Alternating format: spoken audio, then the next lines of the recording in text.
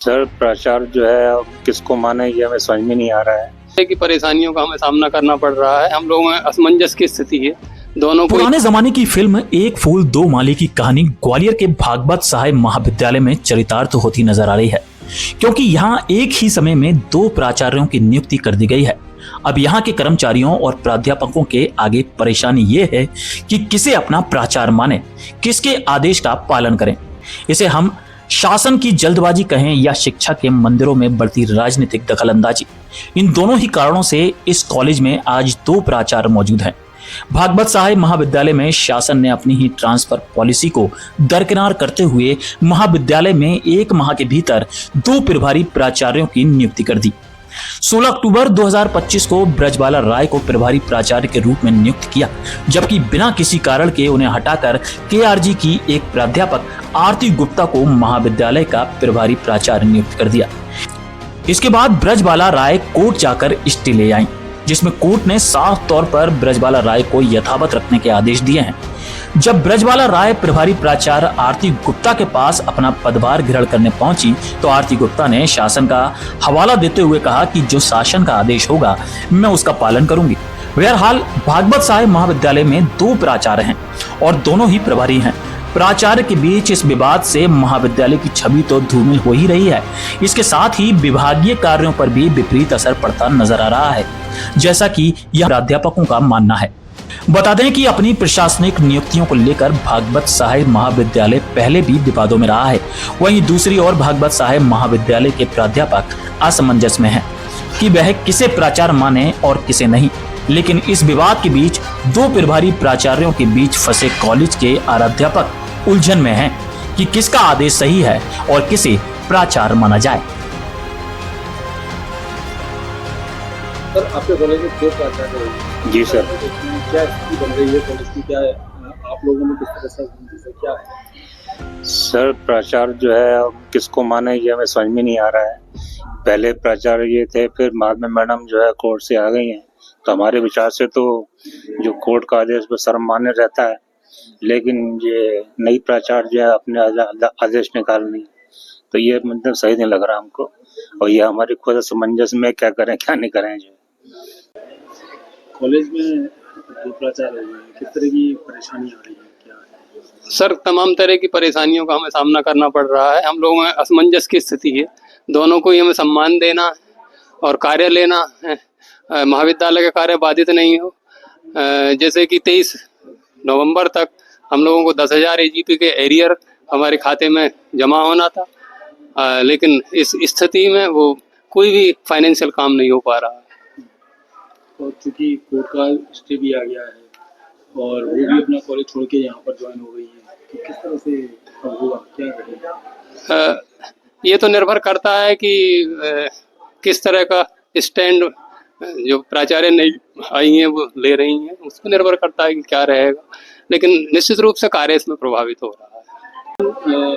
किस तरह का मामला है, चूंकि आप कोर्ट पर स्टे लेके आई हैं, क्या पूरा मामला है? सर मामला 16 अक्टूबर को मुझे मध्य प्रदेश शासन के द्वारा भगवत साहिब महाविद्यालय का प्रभारी प्राचार्य DDO के साथ बनाया गया।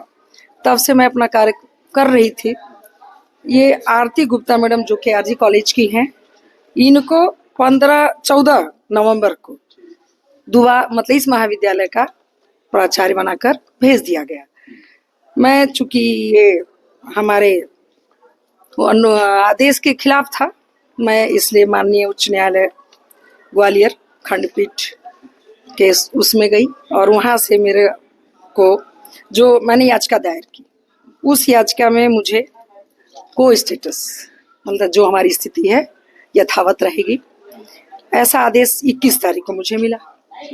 22 तारीख को मैं आई, 22 को आई शाम को, तो करीब 4:30 बजे था। मैडम महाविद्यालय में नहीं थी। फिर मैंने उस लेटर को ऑफिस में आवक कराया और अपनी ज्वाइनिंग अपने ही पर्सनल मेल से AD को दे दिया। अब मैं मंडे आई तो सर लेटर मैंने बनवाया और मंडे को आयुक्त को और AD को और ECS को, लीड कॉलेज को, KRG को, सबको भेजना था और मैडम को भी प्रतिलिपि देनी थी। तो मैडम ने पढ़ा, थोड़ी देर बाद मैं बोली मैडम इस पे साइन कर दीजिए, तो बोली हम नहीं करेंगे।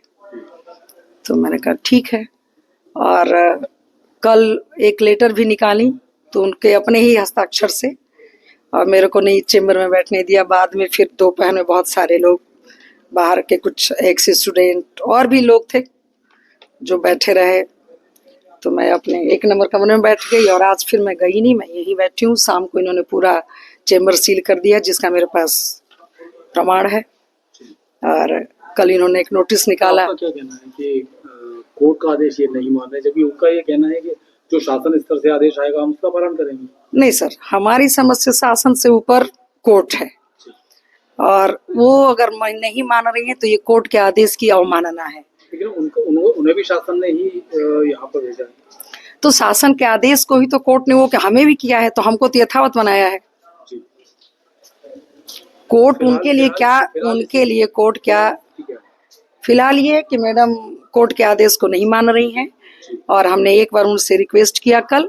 अब मैं चुपचाप दूसरे कमरे में बैठी हूँ, क्योंकि महाविद्यालय, इस क्षेत्र की महाविद्यालय की गरिमा का सवाल है। इसकी छवि खराब होगी अगर हम जाके बार बार यही काम करें। और कुछ असामाजिक तत्व हैं जो बेवजह बुलाए जाते हैं, और कल ऐसी स्थिति देखी मैंने, तो आज मैंने सोचा कि ऐसे कौन असामाजिक तत्व है जो यहाँ पर भगवत साहब कॉलेज में, क्योंकि शिक्षा का मंदिर है, डेरा डाले हुए हैं, सब कौन लोग हैं?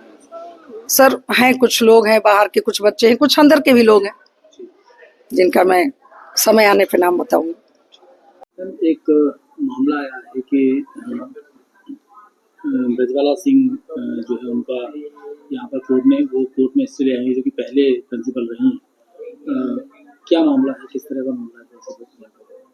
नहीं, इस विषय में तो मैं ज्यादा कुछ नहीं बता पाऊंगी, क्योंकि मेरे पास तो शासन का आदेश है, कमिश्नर का आदेश है, और मेरे को उनके जो आज्ञा का पालन मैं उनका कर रही हूँ। कल हमारे अध्यक्ष महोदय भी आए थे, तो उनने भी यही बात बोली है कि जब आपके पास शासन का आदेश है तो मैडम आप ही यहाँ पे काम करेंगी, तो उनकी आज्ञा का पालन मैं कर रही हूँ। अब मुझे मैडम के बारे में वो कहाँ से क्या करवा के लाई, मुझे तो इसके बारे में कोई जानकारी नहीं है। मैम, कोर्ट का आदेश भी आ चुका है, तो कोर्ट का आदेश जिस तरह से उन्होंने बोला है कि स्थगित कर दिया है, स्टे ले लिया। अब चूंकि वो यहाँ पर काबिज है, और यहाँ पर उनका ये कहना है कि स्थापना नहीं दी जा रही है उनको। नहीं, इस विषय में मुझे कोई जानकारी नहीं है। हमारी ये खबर देखने के लिए, लाइक करने के लिए और खबर को शेयर करने के लिए आपका बहुत बहुत शुक्रिया। अगर आप हमारे YouTube चैनल को सब्सक्राइब करेंगे तो आपका बड़ा आभार होगा। हमें सब्सक्राइब करने के लिए YouTube पर बगैर स्पेस दिए सर्च करें न्यूज इंपैक्ट ग्वालियर, और एक क्लिक कर चैनल को सब्सक्राइब करें। हमारे फेसबुक और इंस्टाग्राम पेज को भी फॉलो जरूर करें, जिससे आपको मिलती रहेंगी हर रोज की ऐसी ताजा तरीन खबरें जो आपको कहीं और नहीं मिलेंगी।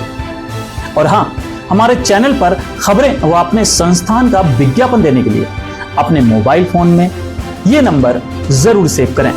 हमारा मोबाइल नंबर है 9300760730। इसी के साथ मैं शाहनवाज, आपके दिल की आवाज, आपसे विदा लेता हूं। फिर मिलेंगे थोड़ी देर में नई खबरों के साथ। जय हिंद, जय भारत।